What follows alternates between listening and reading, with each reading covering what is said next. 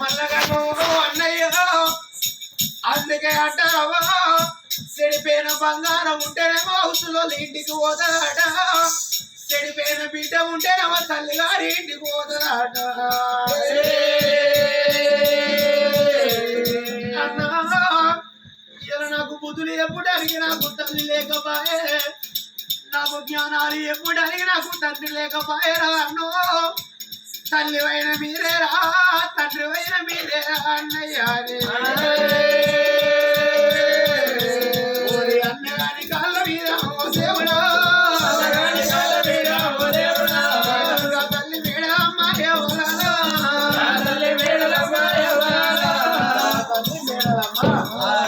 అన్నగాని కాళ్ళ మీద పడ్డగాని కనికరం లేకుండా ఎప్పుడైనా కానీ ఆ మేడలమ్మని తీసుకొచ్చారు ఆ భగవంతుడి చేతి లోపల పెట్టి ఈయన నీ పిల్ల నీకు ముందు తీసుకోమని చెప్పంగా ఆ భగవంతుడు ఆ మేడలమ్మని తీసుకోవాలి గుర్రం మీద కూర్చుంటబెట్టు ఆ భగవంతుడు ఎప్పుడు బయటకి వెళ్ళే స్థాయి లోపల అరే ఈ అన్నవాడు కోడి ఉన్నాడు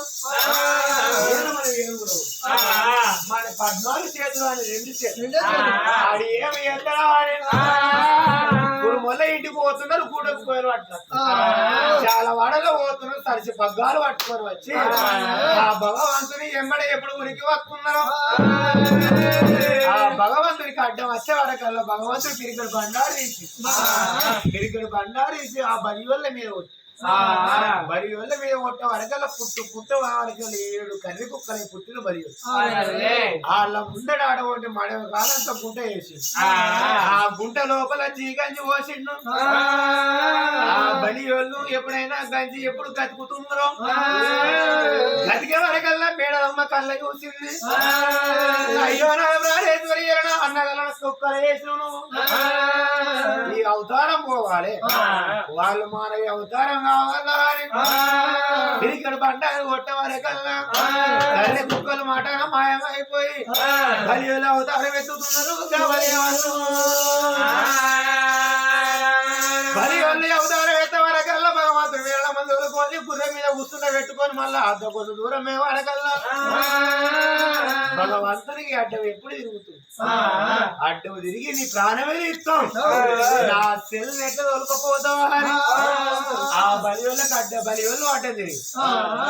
తిరిగే వరకల్లా భగవంతుడు ఒక్క మాట బామా మేడలమ్మ ఈ ఎల్ల నేను కాళ్ళని కర్రె కుక్కలు చేసి ఆ కర్రె కుక్కలు పోయి మళ్ళా నిజ అవతారం ఎత్తు మళ్ళా నాకు అడ్డం వచ్చిర్రు వాళ్ళు అలా ఏమి అయ్యాలి నువ్వే చెప్పవనంగా అప్పుడు మేడలమ్మ ఏమన్నది అన్నదాల మీకు బ్రతుకు అని బర్రె పెండ ఇస్తే అటువంటి బ్రతుకు అని భాగ్యం ఇస్తే బర్రె పెండ అని మీరు బయట వారేసుకుంటున్నారు అందుకే అంటారవ్వా ఆనాటికైనా ఈనాటికైనా ఆడవిల్ల శ్యామను తప్పబోదు వర్తివాని శ్యామను తప్పవదు ఒగ్గువాని దీవెన తప్పబోదు కన్న తండ్రి శాపన తప్పది కన్న తల్లి శాపన తప్పది ఆడి బిడ్డ శాపన తప్పది కన్న తల్లి తోడే శాపన కన్న తల్లి సాపించి శాపన పెట్టింది అనుకో నీళ్ళ మీ దెబ్బ అంటారు నిండు చెరువు లోపల మనం కట్టె పట్టి దెబ్బ కొడితే కట్ట రాకపోయి మళ్ళా వచ్చి నీళ్ళలో కలిసినంత సేపే కన్న తల్లి శాపన ఉంటుంది కన్న తండ్రి శాపన బండ మీద రాతో అంటారు బండ మీద రాత రాసి శిల వలగో శిల వట్టి బండను వలగొట్టినాడు కన్న తండ్రి శాపన ఓదాడా ఆడి విల్ల శాపన పలక మీద గీతో అంటే ఆడి బిడ్డతోటి లొల్లి పెట్టుకొని పలక మీద గీత గీసి పలక తీసుకుపోయి మూలకు ఆరేసిన్నాడు ఆడి బిడ్డ వాడికి వచ్చిన్నాడు పలక మీద గీత మలిపేసిన్నాడు ఆడి బిడ్డ శాపన పోతున్నాడు ఇవల్ల ఈ రోజులో అన్నలాలా నేను మీకు ఒక దీవెన అర్థం పెడుతున్నా ఇవల్ల ఈ రోజులో అన్నలాలా ఊరికొక్క బలియోడు ఉల్లిగడ్డ పొరలో బతకాలే నాకు ఆపద వచ్చినాడు కట్ట వచ్చినాడు ఎక్కడ పోతిరే అన్నలాల నేను వాళ్ళు వేసినాను ఒత్తి మధ్య వృక్షాలై పుట్టాలని దీవించి దేవుని అర్థం పెట్టింది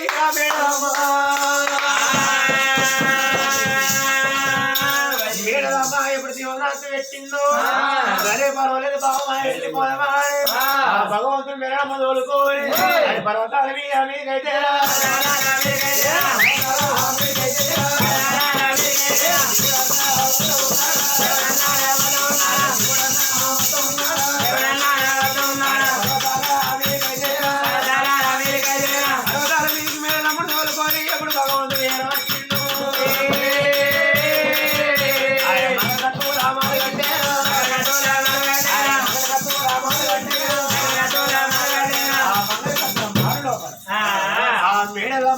ఎప్పుడు మంగళకత్తుల మాలు లోపల ఉంచిండు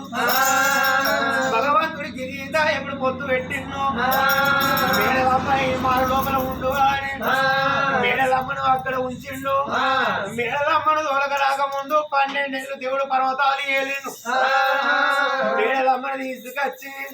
బామ మేడలమ్మను ఇక్కడ ఉండే పర్వతాలు ఏలబోతుంది అన్నాడు గాదేవుడేమో మేడలమ్మను అక్కడ ఉంచిండు ఆ భగవంతుడు రాజు వల్లయ్య ఆ పర్వతాల మీద ఇప్పుడు వెళ్ళిపోయాను గారి పర్వతాల మీద ఇప్పుడు ఆ భగవంతుడు పర్వతాల మీదకి వెళ్ళిపోయిండు ఆ పర్వతాల మీదకి వెళ్ళిపోయాడు నచ్చిన వారికి ఎన్ని దానం చేస్తున్నాడు కూడా నచ్చిన వారికి బంగారం దానం చేస్తున్నాడు ఆ భగవంతుడు పర్వతాల మీద ఉండదు మేడలమ్మ కథ సంపూర్ణం అయిపోయింది